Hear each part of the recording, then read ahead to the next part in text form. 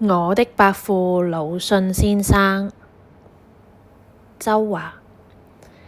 伯父魯迅先生在世的時候，我年紀還小，根本不知道魯迅是誰，以為伯父就是伯父，跟任何人的伯父一樣。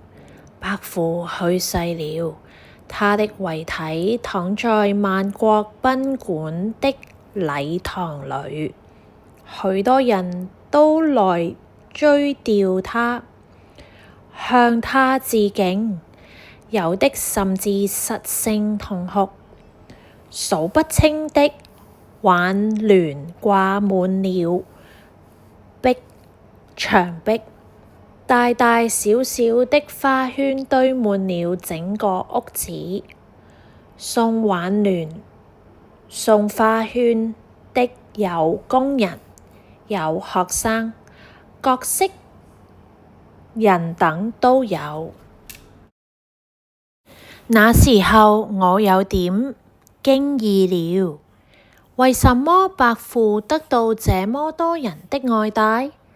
我呆呆地望着來來往往遞言的人，想到我就要永遠見不到伯父的面了，聽不到他的聲音了，也得不到他的愛慕了，淚珠就一滴一滴地掉下來。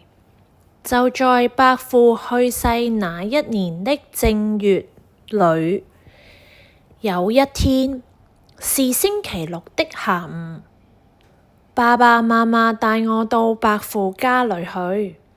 那時候每到週末，我們姐妹三人輪流跟着爸爸媽媽到伯父家去團聚。這一天的晚餐桌上，伯父跟我談起《水滸傳》裏的故事和人物。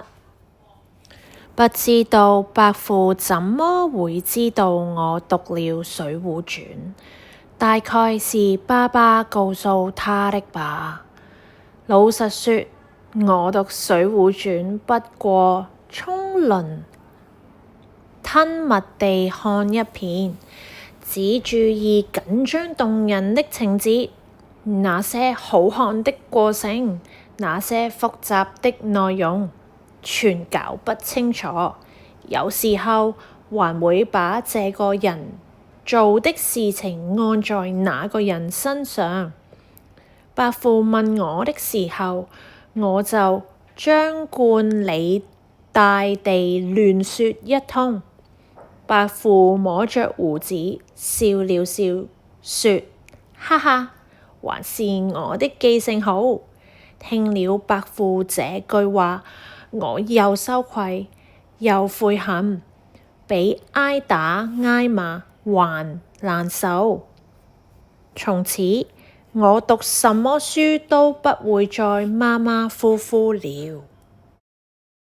那天臨走的時候，伯父送我兩本書，一本是標，一本是小約翰。伯父已經去世多年了，這兩本書我還保存着。